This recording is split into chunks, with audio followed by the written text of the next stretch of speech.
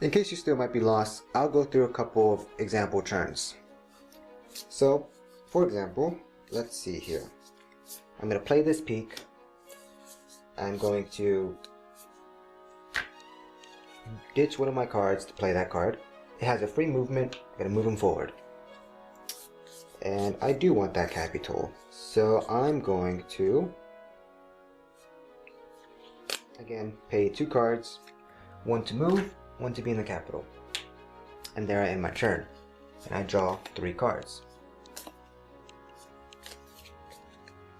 The ice player will play the pawn that does not require a pay cost. Connect to this guy, move him forward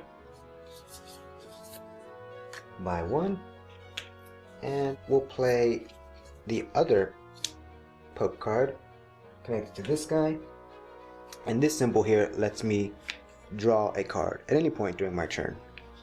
So I'll do that now. I'll simply draw a card. Awesome. And I will also move him forward by paying the move toll. But I also did not pay the play toll, so let me pay that toll as well. 1 card to play, 1 card to move, just like that. And that was my turn. Draw 2 cards because I do not have any units within the capital. And it's back to the red player. Start of his turn, he picks one of his cards, puts it back into his hand. I will play the rock. Costs 1 card, and then I'll apply a curse to him. So now his movement tool does not increase by 1. So I will move him for 1, and you know what, we'll move him again for 2, and end my turn there. And I'll draw 3 cards.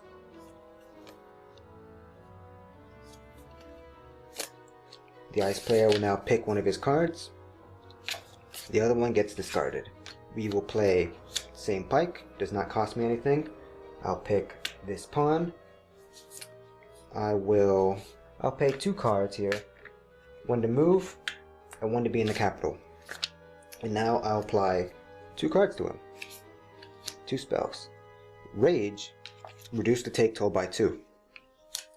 Strike lets you take without moving. So if I wanted to take this new pawn here, I only have to pay the take toll because I'm not moving onto this space, and if I'm not moving, I don't have to pay the capital again.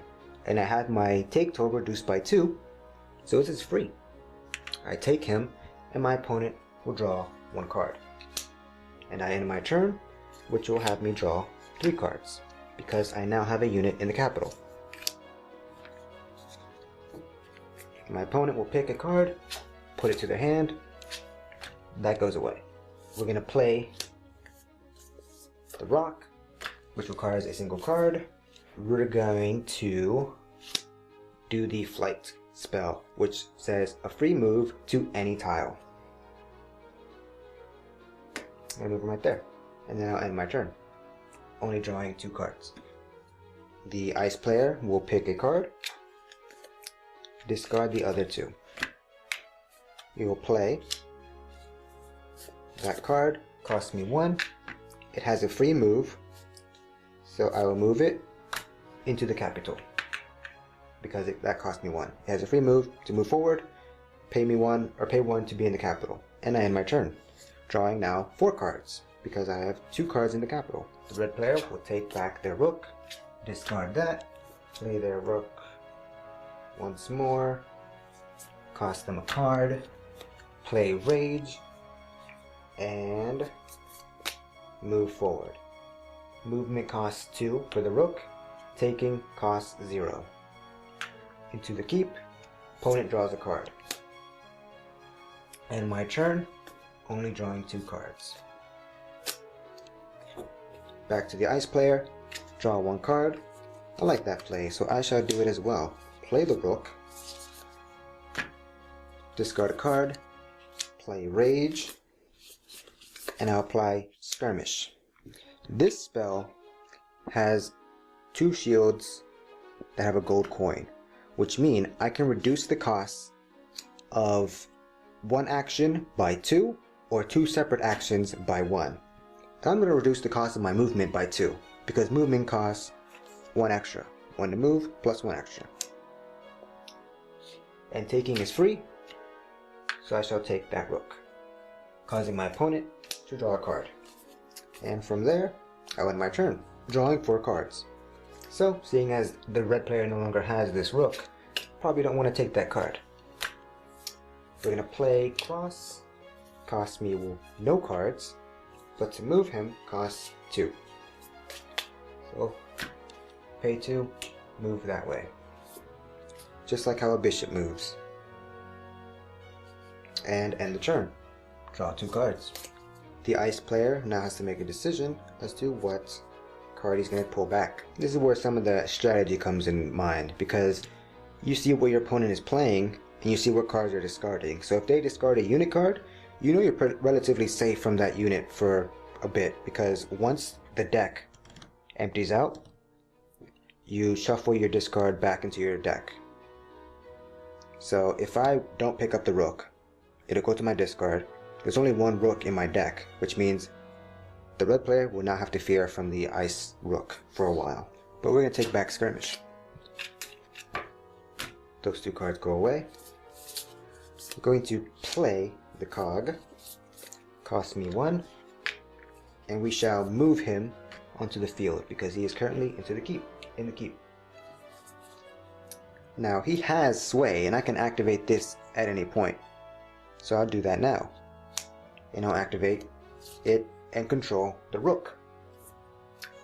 So now, instead of the picture of the cog, it has the picture of the rook. However, it still moves like a cog and still has the +1 to its take cost. So I'll activate skirmish to move it like a cog. That's 1 free movement, because skirmish reduces the toll by 1, and another free movement. However, landing in the capital cost me 1 card. And I'll end my turn drawing 5 cards. The blue player now currently has 5 victory points. 3 for the capital and 2 for the enemy units in their keep. So they only need 3 more to win. The red player will take back the cross. The red player will play the cross. And the red player will play rage and strike. So now the taking toll is free, and I don't have to move in order to take. So we'll take that pawn. The opponent will draw a card. Now in my turn, drawing 2 more cards. The blue player will take back skirmish, throw away the cog. The blue player will play the beast, which costs 2 cards. We'll play flight to move to any tile. Move him over here. And the beast has rage by himself, so taking is -2.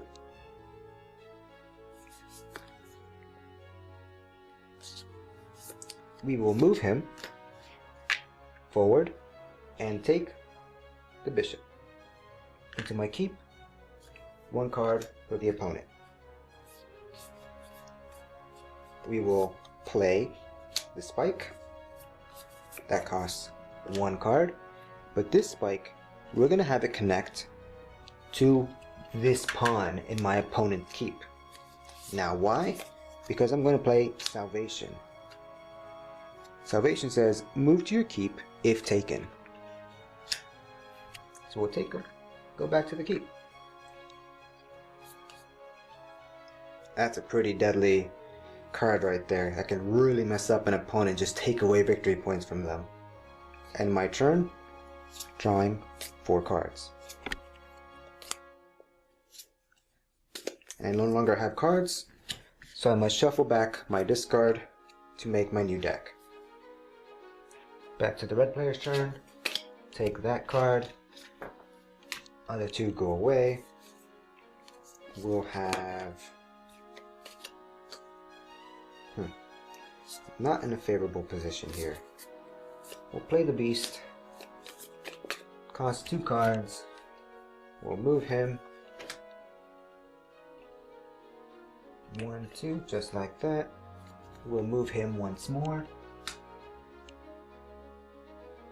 Just like that, but we'll leave him there. Drawing 2 cards. Back to the ice player. Take 1 card. Ditch all the others. We'll play Beast. Cost 2 cards.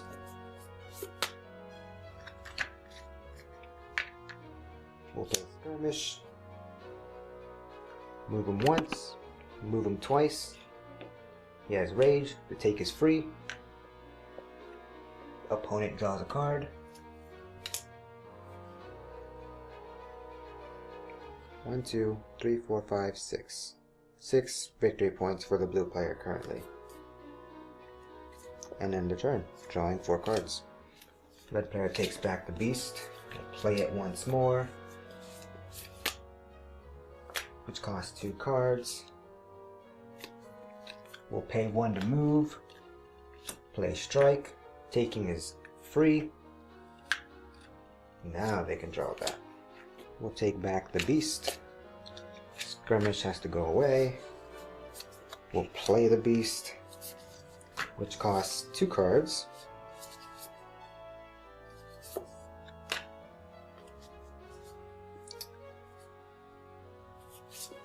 We will do Mirror, which copies 1 card in play. We'll take the Strike card.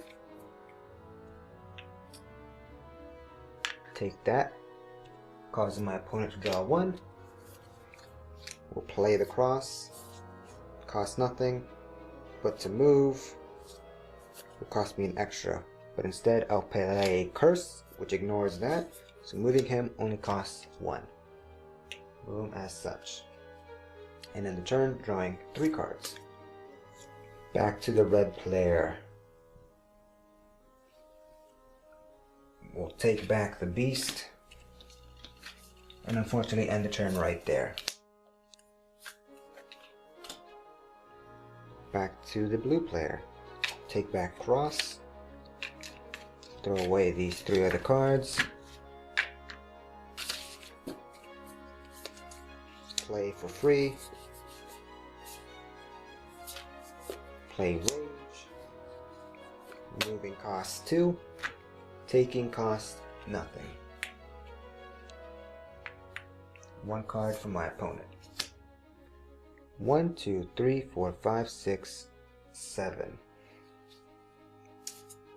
Well, unfortunately, if I could move him again, I would win, but I only have 2 cards. Moving him costs 2, landing into the capital costs 1. At my turn, drawing 3 cards. We'll play Strider. And it says we'll connect it to one of these knights. I can move another friendly knight that is in play or not. So we'll move him from the keep to the baseline. And to move the other one, we'll have to pay the cost, move him onto the baseline. We will move him once more, just like that. And unfortunately we have to leave him there. End the turn, have to draw 2 cards. There's nothing here, but that is the game. The blue player will take back their Cross, discard Rage, play the Cross again, pay the movement, pay the capital, 3 cards, move just like that. 1, 2, 3, 4, 5, 6, 7, 8. Blue player wins. And that's how you play Kings Down. It's really simple, and it's back and forth. As you can see, sometimes it kind of snowballs. If it's all about getting cards, paying the tolls, and striking when you need to. But otherwise, it can be pretty fun. I understand that the rules can sometimes be a little bit hard to understand, but hopefully this tutorial and this gameplay video demo has helped you understand this game and determine whether or not it's for you. Cool thing I like about it is that, you know, it's chess with a bit of a variancy, and it allows for up to 4 players, so that's cool. Good luck to you, kings and queens.